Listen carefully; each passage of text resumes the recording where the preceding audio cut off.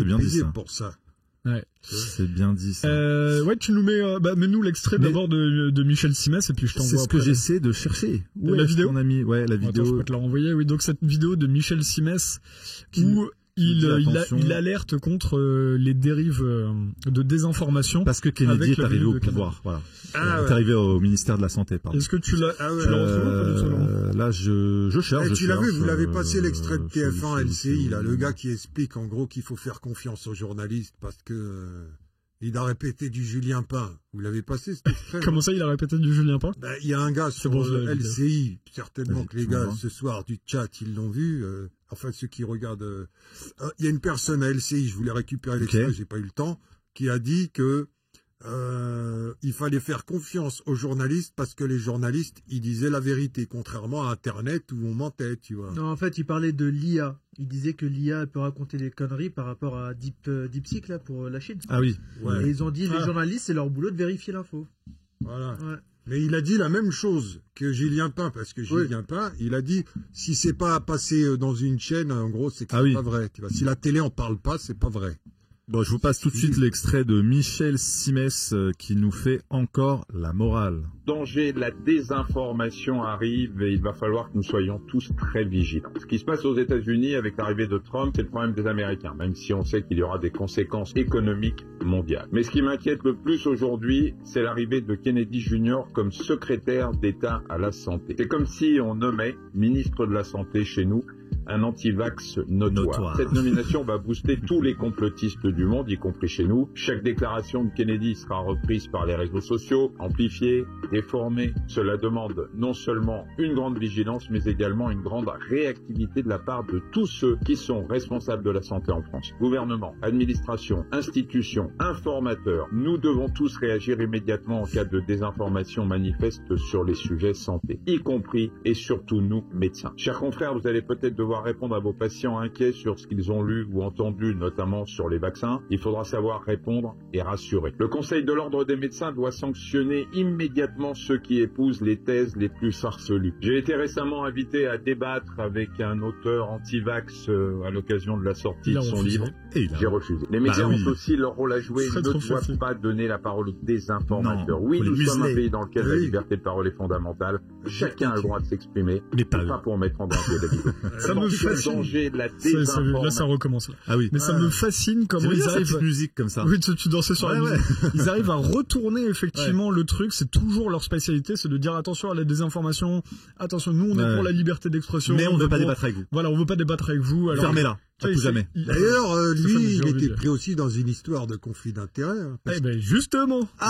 Justement, je me suis dit non mais qu'on règle la question à un moment parce que de base j'allais faire, je me suis dit je vais faire un petit truc d'humour comme Farid et je me suis dit non, le sujet est trop sérieux. Je l'ai là. Allons-y, réglons la question de ces liens d'intérêt. C'est ça, Simès 1. Exact. Je te mis Simès 1 et ça va, il y a 13 PDF comme ça. 2015, c'est un biologiste du Alors là, on est sur, petit contexte, on est sur le Nouvel Obs en 2016 qui nous dit, en 2015, c'est un biologiste, Sylvain Duval, contributeur du site d'information médicale indépendant Formindep, qui monte au créneau après un numéro. Alors donc c'est des articles qui parlent justement des liens d'intérêt de Michel Simès. Vous pouvez taper juste lien d'intérêt Michel Simès, vous retrouvez tout. Mais je vous ai mâché un petit peu le travail.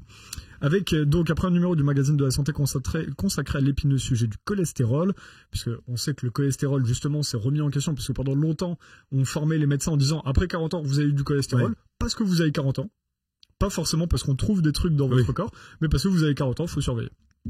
Le documentaire qui ouvre l'émission présente de façon équilibrée la polémique, contrairement au débat qui suit en plateau. Je cite des invités aux liens étroits avec l'industrie pharmaceutique ont violemment critiqué le film sans que Michel Simès ne leur demande de préciser ces liens, raconte Sylvain Dumas donc de Formindep. Ce n'était pas sérieux. Alors j'ai publié sur le site un billet très sévère. Du coup, on peut aller sur le 2 où là on arrive sur Formindep, effectivement, qui est très... Ah, moi mes trucs sont en bazar. Alors dedans on a... Non, t'inquiète. Alors on sait, en bas, je l'ai pas surligné, mais il y a marqué en plein milieu de la photo. Je sais pas si tu arrives à le surligner. Je peux, ouais, tiens, regarde, c'est juste en bas là de ce paragraphe-là. Là. Il n'existe bien entendu aucun chiffre des partisans sur la théorie du cholestérol, estimé que plus de 99% sera un chiffre suffisant. Cela semble d'ailleurs fonctionner sur Michel Simès, visiblement impressionné, qui reprend ce chiffre par Bruce Toussaint. Alors attends, non. Ouh là là, j'en suis où là? Je me suis en train de me mélanger. Non. Partisan de la théorie du cholestérol. Ouais. Alors vas-y, va sur le 3 en tout cas, on va avoir... Qu'est-ce qu'on a là-dessus Donc ça c'est un... moi j'ai tout en bazar là chez moi, la merde. Voilà, c'est là le 3. Notons que Marina Carrère d'Ancos et Michel Simès, qui sont des médecins, ne déclarent pas non plus leur éventuel lien d'intérêt. Ah bon? Ils ont quoi comme lien d'intérêt? Alors c'était celle qui faisait le magazine de la santé avec lui. Exact. Ouais, moi j'aimais bien en plus. Le format. Hein. Non, mais elle, mais pas lui. Non, ouais. On revient ensuite sur le Nouvel Obs avec le 4. Là, on voit dessus, on parle de lien. Ah, tu l'as le 4, ouais. Donc là, les journalistes de santé sont-ils des vendus? C'est encore un article du Nouvel Obs. Christian Lajoux, président de l'IM, syndicat des entreprises du médicament, parle de liens réguliers, mais pas étroits. C'est là où c'est intéressant. On commence à voir la différence. Pas étroit entre la presse et l'industrie pharmaceutique. Subtil. Va dans la suite de l'article. Le 5, ouais. Tu l'as aussi en bas. C'est ça. Les labos essaient de nous faire animer des tables rondes. Ce sont des missions très bien rémunérées. Ah ouais, sympa. Il y a ceux qui refusent, comme moi, les précaires qui ont besoin de compléter leur fin de mois, et ceux qui n'hésitent pas à mélanger les genres. Raconte un journaliste vertueux, justement, qui lui aurait refusé ce type de lien. Mais donc ça en dit long, effectivement, sur les propositions ou les avances qu'ils ont. Il y a aussi Michel Simès, une fois, il a fait une pub dans les locaux de France Télévisions. En fait, il a utilisé les locaux pour faire une pub pour lui, quoi. Ça fait longtemps qu'il a plus de patients, voilà. C'est vrai, bien dit. C'est là où ça va devenir croustillant à partir de 6. Alors. Donc là, il commence à se justifier, Michel Simès, tu l'as? C'est là. Voilà, mes fonctions dans l'information, donc c'est le paragraphe au milieu, depuis 15 ans m'ont amené à prononcer de nombreuses reprises le nom de substances ou de produits thérapeutiques confirmés dans chacune de mes interventions que je n'ai aucun lien avec des entreprises commercialisant des produits de santé alourdirait quelque peu mes propos. C'est intéressant. Donc là, on n'est plus obligé d'être rigoureux et de dire d'où vient... Sinon, ça va alourdir, parce qu'il faut que ce soit fluide. Donc en gros, là, ça veut dire, il nous explique, vous devez croire monsieur Dieu Simès, maître Dieu Simès, et vous inquiétez pas, j'ai pas besoin de donner mes sources. C'est ça. Et on a juste en dessous Christian Lajoux, vous allez voir derrière, Christian Lajoux qui nous dit, le président de l'IM, le syndicat des entreprises de médicaments, il y a conflit d'intérêts quand les coopérations entre presse et industrie induisent des avantages qui sont cachés. Donc là, si vous retournez en arrière dans l'article, vas-y, mets le 7. Vous le voyez directement dans le 7 ou le 8, dans le... C'est ça, le 7, voilà. Ah, non, c'est le même. Vas-y, mets le 8. Alors, le 8. Ah oui, c'est pour ça, ok. Le 8, il est là. Et voilà, on a, dans le même article, Alain Ducardonnet, qui va être très important à comprendre là-dessus. Lui, c'est le consultant TF1 LCI, qui aurait participé à l'émission Arrêt sur Image, présentée par Schneiderman. À cette occasion, la documentariste Stéphane Aurel et Bruno Toussaint, de la revue très indépendante Prescrire, lui ont demandé de déclarer ses conflits d'intérêts au nom de la loi du code. Il a déclaré faire des sessions de formation médicale continue pour les laboratoires Menarini, AstraZeneca, Ipsen, Bayer, Novartis, joints par rue 89. Donc c'est là où ça commence où c'est extrêmement intéressant. Alors il dit ce n'est pas un indirect mais un rapprochement. Sympa. Exactement. Moi aussi, je veux me rapprocher. Voilà. Donc en fait, c'est là où on est face à des gens où c'est très dur pour nous en tant que journalistes, parce que nous on demande les liens d'intérêt, mais ils sont capables de nous dire on n'a pas de lien d'intérêt parce qu'ils sont pas directs. Il faut lui demander ses rapprochements d'intérêt. Comme ça, il pourra pas dire j'en ai pas. Ouais, mais c'est ce qu'elle disait Karine Lacombe, c'est pareil. Oui. Je te rappelle. Qu'est-ce qu'elle a dit Karine Lacombe? Elle n'a pas de lien d'intérêt. Elle disait elle n'a pas elle n'est pas en conflit d'intérêt. Il faut faire la différence entre lien d'intérêt et lien d'intérêt. Alors déjà, et maintenant il y a rapprochement d'intérêt. Voilà. Il y a un troisième truc. Elle était payée par Gilead, si tu veux. Et après, il y aura une sympathie d'intérêt. Elle a fait la promo du Remdesivir à l'époque, Karine. C'est vrai, à l'époque, un truc qui coûtait un bras. Va sur le 9, comme ça on va régler cette question-là. Parce que sur le 9, là, tout d'un coup, on creuse encore plus. Règle-lui son compte. Là, ça devient beaucoup moins indirect. Okay. On a sa société, donc là, on est sur Michel Simès, sa société Médical Débat, dont l'objet social est l'organisation de foires et de congrès, fait en 2008, un résultat net de 49 000 euros.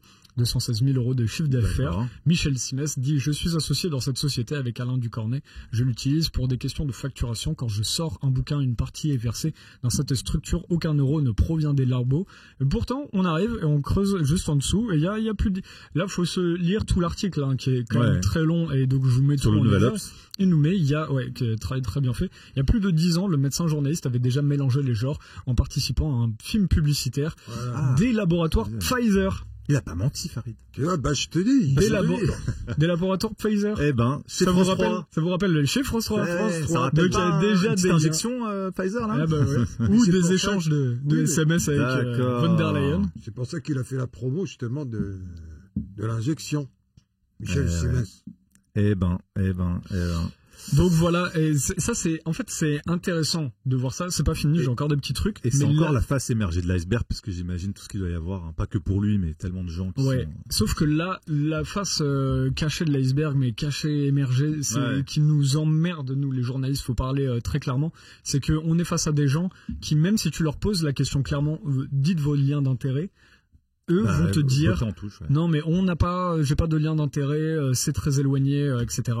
Alors que non, c'est beaucoup plus subtil. C'est en fait tu travailles où tu es très proche de gens qui toute ta vie t'ont inspiré à parler des vaccins, même si là, parce que là maintenant il arrive dans cet article là, mais dans le 10. Alors le 10, c'est l'article où il nous dit un business qui tourne à plein régime pour Michel Simès. Et juste dans le 11, alors dans le 11, vas-y, enchaîne. C'est là, j'ai adoré être un tyran sur son trône. Ouais.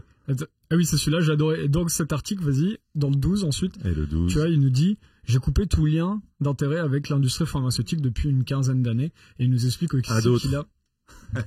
voilà. Sauf que du coup, t'as coupé tout lien. Mais ces liens, ils existent chez toi depuis le début de ta carrière, depuis tes études. Pour lui, le lien et la sympathie, c'est pas pareil. Quand il fait un petit clip chez France 3 avec Pfizer, c'est de la sympathie. C'est pour être sympa. Surtout que c'est quand même assez flou, puisqu'il nous dit arrêtez de faire de la promotion. Et il ne fait plus de promotion. Il nous dit qu'il arrive. Ça, c'était en 2018. Sauf que 6 ans plus tard, tu le retrouves où?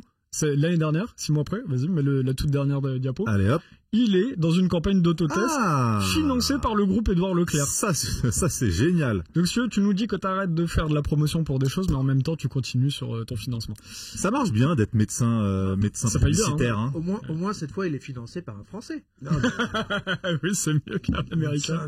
J'espère qu'il paye ses impôts en France. Hein. Donc là on rappelle, on l'a vu avec ce Ducornet, qu'il est proche de gens qui sont eux très clairement financés par AstraZeneca et des noms de laboratoires Moderna, des noms qui nous ont parlé. Là, ça c'était des articles de 2011, mais c'est des noms de laboratoires qui nous ont parlé de manière très très dure 9 ans plus tard. On a subi les conséquences. Exactement. Après, c'est vrai. Donc, merci beaucoup Romain pour ce petit debunk, ce grand debunk là sur les coulisses aussi. Petit parce que c'est pas compliqué quand il nous embête, faut juste chercher, mais au final c'est tellement dur. Le plus dur, c'est vraiment de se dire est-ce que c'est un lien d'intérêt qui vraiment pose problème? Est-ce que c'est un lien direct, indirect? Est-ce que la personne...